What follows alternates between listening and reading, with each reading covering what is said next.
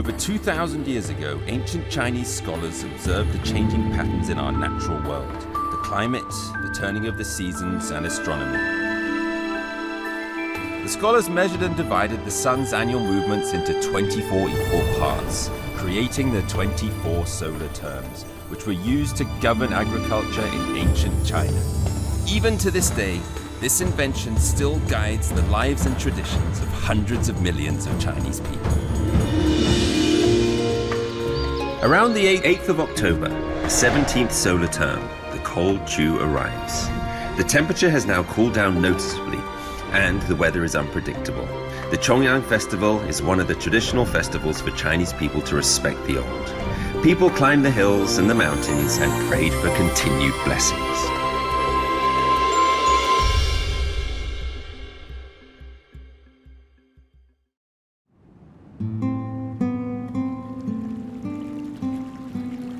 The lotuses of the summer have all withered. 15 days after the last solar term, the calendar has moved on to the 17th solar term, named Han Lu. It refers to the cold dew as it condenses and almost becomes frost.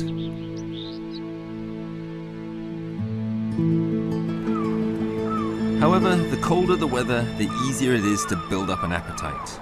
And in this autumn weather, as it starts to cool down, the Chinese have a solution, seeking out a special kind of delicious food.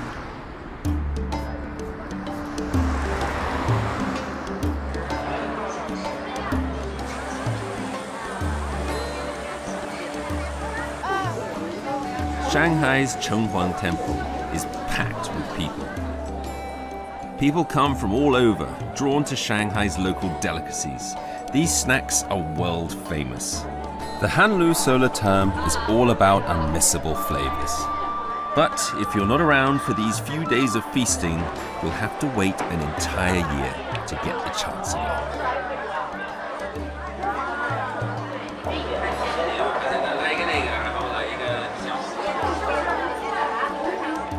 There are simply too many people. The store was full a long time ago. Like everyone else who got out of bed at a more reasonable hour, I can only stand outside to taste this legendary dumpling.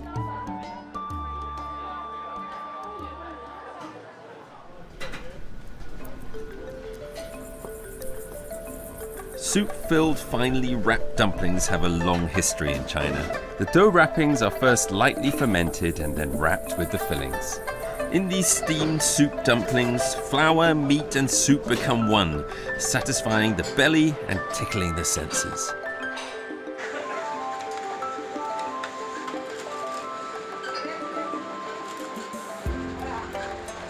Crab soup dumplings are the highest form of the art. The crab roe and meat are selected from the most expensive crabs in the market, mixed with pork, fish, and shrimp, and wrapped in a thin and strong flour wrappings. When steamed, they become crab soup dumplings, a rich soup and the delicate yet complex flavor of crab meat.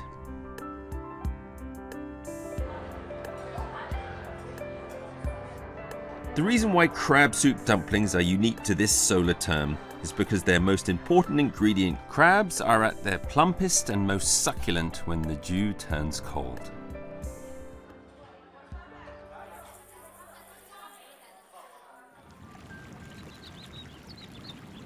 Less than an hour's drive from Shanghai is the renowned freshwater Yangcheng Lake. For Chinese food lovers, this place is holy. The creatures that live in here are a cut above those found in any other lake. Hairy crabs are caught once a year during the cold dew solar term. It is a hugely famous annual event.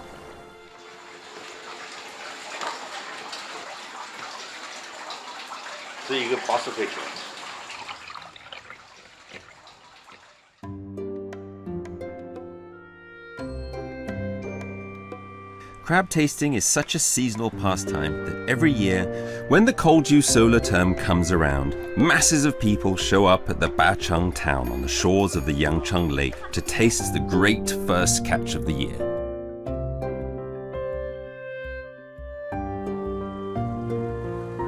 In the Bacheng town, many people depend on the hairy crab for a living.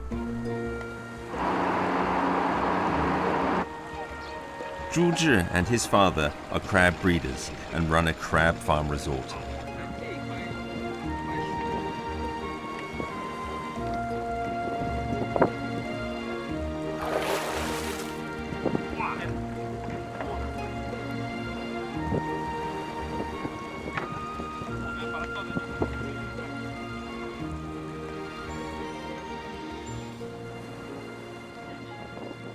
I think 沉的。Get in there. 怎么打开呢？它下边有后面解开啊，后面有个绳子。这个绳子，这是公的。对，当心这不行。怎么拿呢？你就拿着它背这样子拿。对，那这个就行。对。啊，这是公的还是母的？公的公蟹，这是你看，只要公的是尖的，嗯母的是圆的，公的毛就很多嘛，你看。啊，对，母的毛就很少嘛，咬下也会放一点点啊。母蟹呢，它是咬住不放，有的特别疼；公蟹呢，咬的呢松一下就没多大问题了。Be nice, young lady. 啊 ，OK， 母的，它的肚子是圆的，确实不一样的，肚子一定要是白色。你喂它吃什么？鱼，还有什么玉米、南瓜啊，螺丝都喂的啊。这东西也不好养。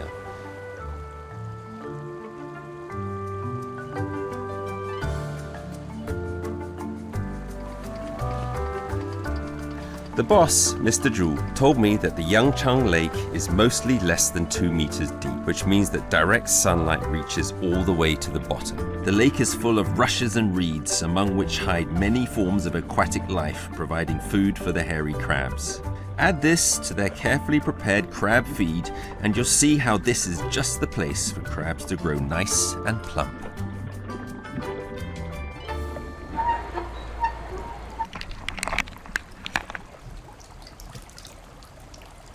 If you take the Zhu family, the cold dew solar term is clearly their busiest time of the year.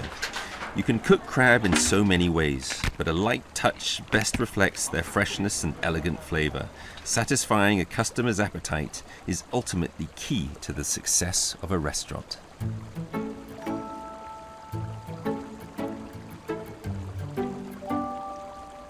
Crab is a much-loved dish in China. Taste is judged by how original and fresh the flavor is. Whole hairy crab steamed in boiling water, creamy roe full of flavor, crab legs that are tender and sweet. This is what a hairy crab should be like, and the most highly prized taste of the cold dew solar term. But not every crab is perfect, and for those that are too small or might have lost a claw, what can be done? Mr. Zhu cooks them up in a different way. 好的蟹呢，就是要清蒸上桌，这个呢是叫残蟹，就缺胳膊少腿的，拆了要做蟹粉，把它的蟹肉、蟹黄全部拆下来，拿来做那个蟹粉狮子头。它就是差一个东西不完美。对啊。所以你只能把它做成粉。对，做蟹粉做蟹粉狮子头。哪一部分应该是最好吃的？就是这部分。就是这部分。对。所以干这个工作也挺累的啊。就是这个肉很贵，这两对要剔得很干净，剔得特别干净，不能有一点点浪费。Crab paste is meat and roe extracted from the shell and turned into edible products. It is one of the most important ingredients of many Chinese dishes. For example, the well-known crab-flavored meatballs. The pork is minced, the crab paste is added, and the egg is mixed in evenly. This mixture turns into the large, soft meatballs, known by the slightly over-the-top metaphor as lion's head. They're super tasty, but try cramming one of these into your mouth hole.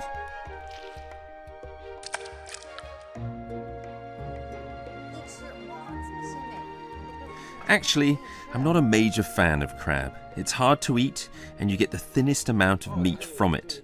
But the Chinese have had a ridiculously long history of indulging on crab, and they've invented ways to make the process clean, tidy, and skillful. 你估计这个有点像一个牙医一样的。牙医啊，是吧？对，好多工具。那我们开始吧。就是剪刀，剪刀拿起来，对，把脚剪下来。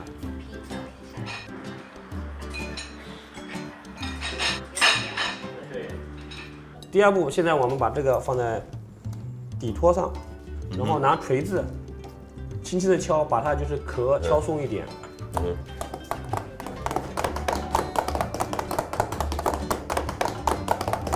这个叫蟹服，然后从这里塞进去。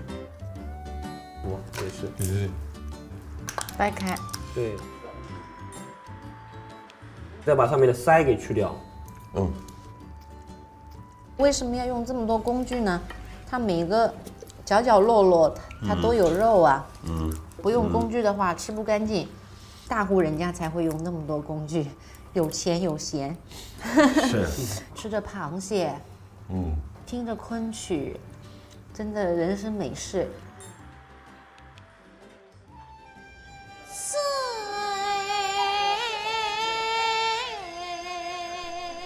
Listening to the Kunchu songs while eating crab is one of the most refined customs of the Kolju solar term, passed on to us by the ancient Chinese.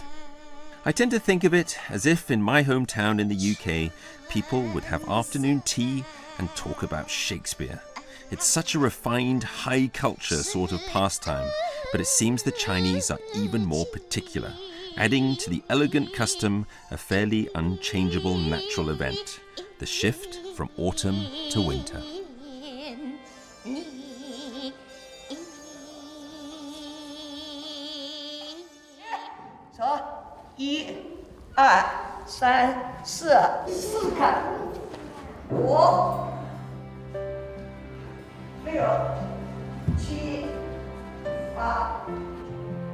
Gu Weiying is a professional Kunchu actor, and she's quite famous in China.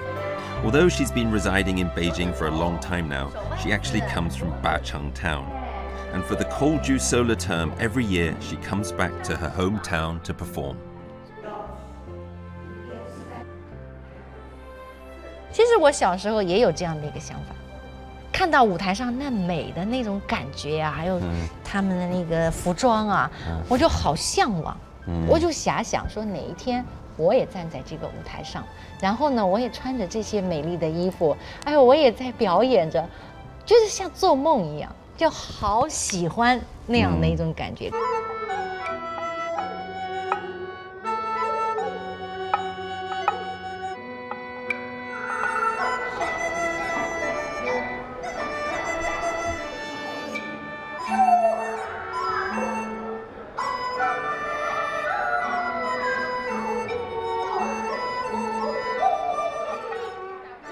As the oldest surviving form of opera in China, Kunchu is known as the ancestor of all opera, as well as the world-famous Peking opera.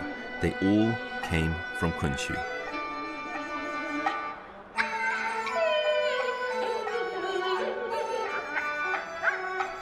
Intense preparations are underway for the show. Gu Weiying has a leading role.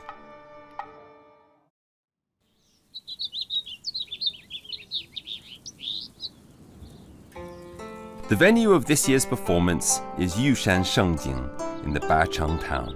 Legend has it that this was one of Bachang town's most coveted private gardens. 本来这儿可能是一片田吧，是，但是在元代的时候，一个儒商叫顾阿英，当时来说是非常有钱的一个商人，但是呢，他非常有文化，热爱诗词，他自己也写诗词，让他呢在这儿建造了一个很大的一片的景，集全国各地的，就是文化人在这儿雅集。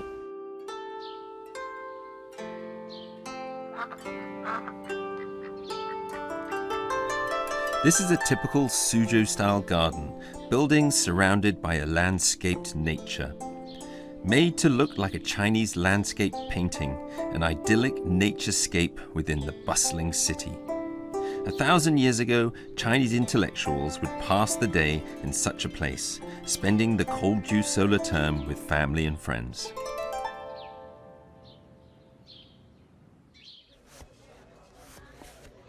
The singing will begin very soon. Pre-show preparations are very complicated. It takes nearly 2 hours to get ready, but finally Gu Weiying is about to come on stage. 舞台上有很多的手的指法，比如说兰花指用的是最多的，就是中指和那个大拇指往中间掐，中指和大拇指，对，然后圈起来，就这么简单，就这么简单。来，1、2、3、4、5、6、7、8。那么身上呢，不能直不老挺的哈，微屈膝盖，然后腰稍微拧过来一点点，身体是立体的，角角落落里面都有很多的这个叫玄机。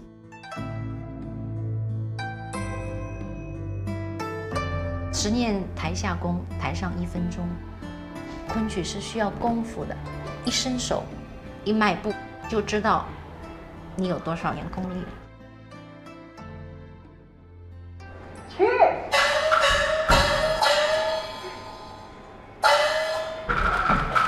Miss Gu will play Ming Dynasty's dramatist Tang Xianzu's Pony Pavilion. It's supposed to be a very beautiful love story, and it reminds me once again of Shakespeare's tragedies. Written far, far away, but in roughly the same literary period, the two dramatists even died in the same year.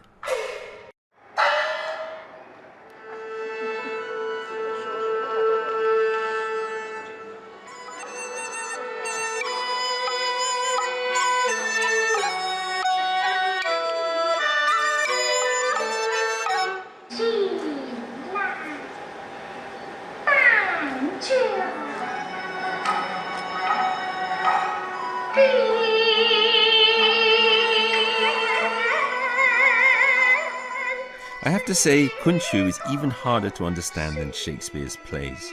The texts are written as people spoke 1,000 years ago. The rhythm and melody is extremely slow. It's hard to understand how, in today's fast-paced society, it attracts such a big audience. Maybe when society develops to a certain stage, some people will want to go back to their roots to discover who they are and where they come from.